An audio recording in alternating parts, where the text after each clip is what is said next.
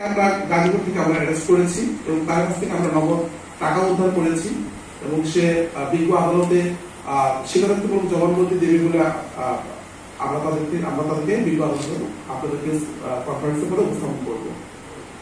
আমরা হচ্ছে গিয়ে এই উদ্ধার ডাকাতি মালামালের মধ্যে আমরা দুটি টিভি আমরা রিকভারি করেছি, নগদ টাকা উদ্ধার করেছি এবং মডেল থানার যে সিগারেট এবং দিয়াশলাই ডাকাতি করেছিল আমরা সেখান থেকে কিছু অংশ আমরা উদ্ধার করেছি।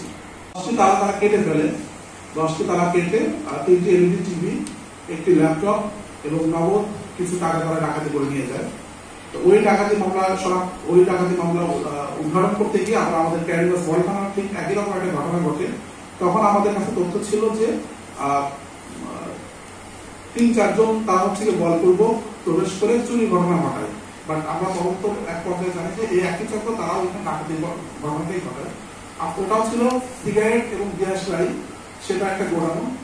সেই গোডাউন থেকে তারা হচ্ছে গিয়ে আনুমানিক 12 লক্ষ টাকার পরিমাণ মূল্যের তারা এই সিগারেট এবং দিয়াশলাই ডাকাতি করে। আমরা ওই মামলাটাও আমরা শনাক্ত করি যে একই গ্রুপ তারা হচ্ছে এই কাজটা করে এবং এই একই চক্র তারা চাঁদপুরে একটা ডাকাতি ঘটনা ঘটায়। আমরা হচ্ছে গিয়ে এই চাঁদপুর থেকে একটা টিম ছিল, আপনার এখানে প্রেস নোটে আমরা লিখেছি এই চাঁদপুরে আমরা হচ্ছে গিয়ে আমাদের যে এই টিমের মূল যে হোতা, সেই মূল হোতা সে 3টি ডাকাতি ঘটনার সঙ্গে জড়িত এবং চাঁদপুরের সর্বশেষ 8 তারিখে তারা চাঁদপুরে ঘটনাটা ঘটিয়ে আসে এবং চাঁদপুরে ওই আসামিটা আমরা এখানে উপস্থাপন করতে পারছি না, কারণ ওই আসামিটাকে আমরা চাঁদপুর হস্তান্তর করেছি, কারণ সে একই সঙ্গে সম্পৃক্ত। আমরা চাঁদপুরকে আমাদের উপস্থাপন করছি।